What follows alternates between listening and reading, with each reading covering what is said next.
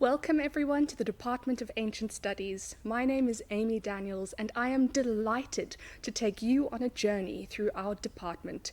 We offer a diverse range of subjects which I will explain to you with the help of this PowerPoint. Sit tight. Now, the Department of Ancient Studies is exactly what the name says it is. It's a place to study ancient things. In our case, a number of ancient cultures and their related languages.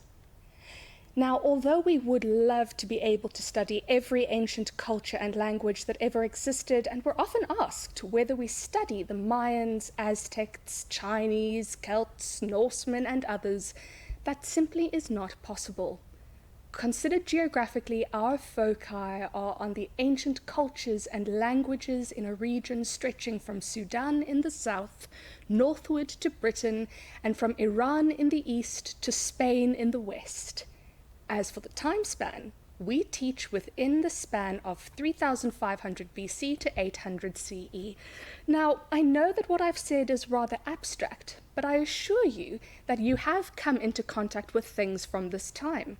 Perhaps you're familiar with Islam, founded in the 7th century CE, or perhaps you're more conscious of the spread of Christianity in the 1st century CE, or maybe you've read or binge-watched something set in ancient Greece or Rome, but you're not quite sure when exactly any of this is supposed to have happened, if at all. Well, we touch on aspects of history, culture, philosophy, art, literature, language, all related to that period. And you know what? Even with this limited focus, we are sure that there are tons of things to engage with and many skills to learn. Let us first look at the subject we call ancient cultures, undoubtedly our most popular subject. Now, the first bit of ancient cultures that you'll be introduced to is the North African and West Asian context. And in our first year, we do that by reading ancient literature, specifically the Epic of Gilgamesh and Egyptian short stories. Now, if the Epic of Gilgamesh sounds like gibberish to you, don't worry. You'll be introduced to it in no time if you do our subject. The Epic of Gilgamesh is basically an ancient superhero story, and it is the oldest work of literature in the world. Next, in Ancient Cultures 1, we look at the Homeric epics, the Iliad and the Odyssey. We also will look at the world of Pompeii. And the reason we do these two things in Ancient Cultures 1 is to introduce you to the worlds of the ancient Greeks and the ancient Romans, through texts and through artifacts. Now, I'm showing you this slide just to give you a little taste of what you can expect in Ancient Cultures 2 and 3. These are the modules that were offered last year, and students thoroughly enjoyed them. Feel free to pause the video here and read through these things. Now, you may ask yourself, why ancient cultures? What on earth can it add to my life? Now, you may be familiar with cancel culture on the internet. Perhaps you're also familiar with the protests surrounding statues around the world that glorify all kinds of people, from colonizers to slavers.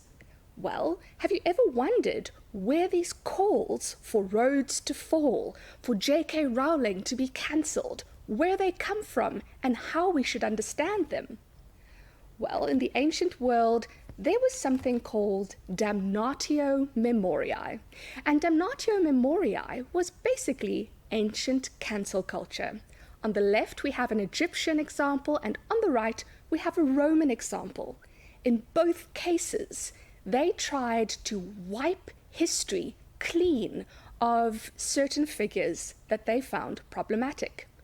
Because the Egyptians and the Romans are long dead and no one can be offended, we have the opportunity to ask all kinds of probing questions about the cultures that cancelled and called for the fall of these images.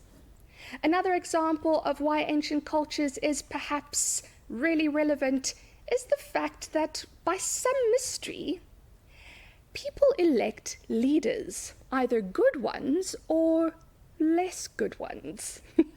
You're probably familiar with Donald Trump and how his election puzzled the entire world. Well, people have always elected leaders, both good and bad, and they will always. Now, if I have not convinced you that ancient cultures is something worth studying and could add value to your life, I'd like to invite you to pause the video and read what one of our postgraduate students said when we asked her that question.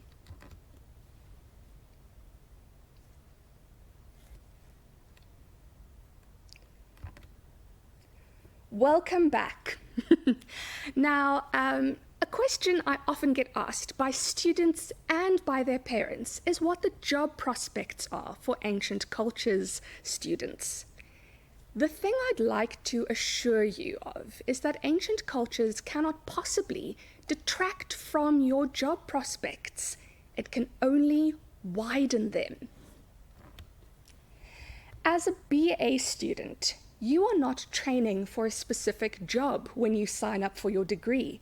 You are undertaking a journey of learning transferable skills, of honing your thinking skills, of making sure that you become the best, most rounded journalist, translator, teacher, diplomat, HR manager, copywriter, editor, podcaster, film director, whatever possible.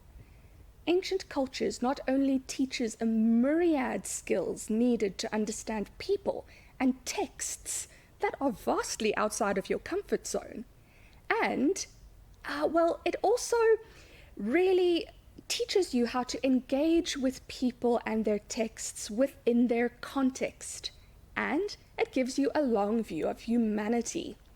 This is what I talk about when I think of the perspective that ancient cultures can give you. In addition, a major in ancient cultures can get you entry into the PGCE, which is the fancy term for a diploma in education. So you would do your BA degree and then become a teacher. And what that means is that ancient cultures can open the doorway for you to become a history teacher. And remember, history is soon to become a compulsory subject for all South African high school students. Returning now to what our department offers. And I'd like to draw your attention not only to the cultures that we study, but also to the ancient languages. Now, the three languages that we primarily offer in our department are Biblical Hebrew, Ancient Greek, and Latin.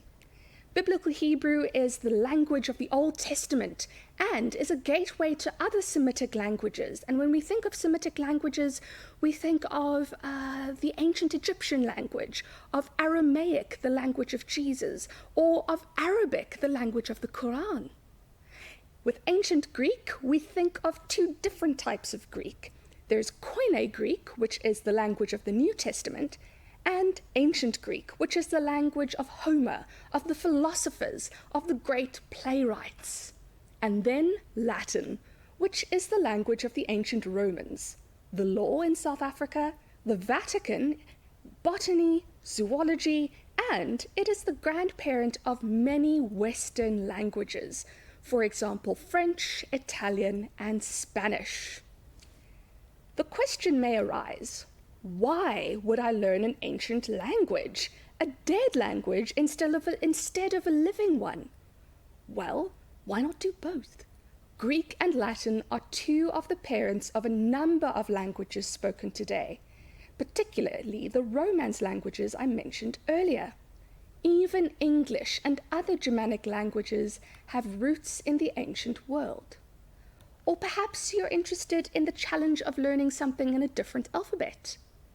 Languages and culture students must do a subject called general linguistics, And if you do biblical Hebrew, you will not only be learning Hebrew, you will also be exposed to a specific type of linguistics that views language as embedded in culture.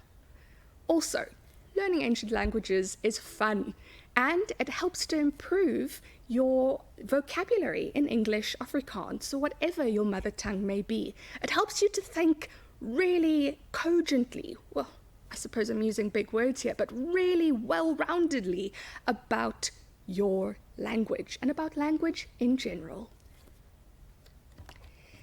Often people ask if you need any prior knowledge, and the short answer is nope. We start with the ABCs. If you do, however, have matric Latin or something like it, please don't hesitate to contact us to find out what your options are. Now, as you're looking at coming to university, you might wonder whether it is possible for you to do our subjects, which degree you should enroll for in order to do our subjects. Well, here's a list. BA Languages and Culture, which allows you to do ancient cultures, Hebrew, Greek, or Latin. Humanities, which helps you, gains you access to ancient cultures. And BA Drama and Theatre Studies, where ancient cultures is one of your electives. The law degrees open the door for classical legal culture and Latin. And theology students also have access to our programs. Again, I'd like to invite you to read the words of one of our postgraduate students who did ancient cultures and ancient Greek when she was an undergraduate student. Akira is one of our beloved students, and you can pause the video now and read what she had to say.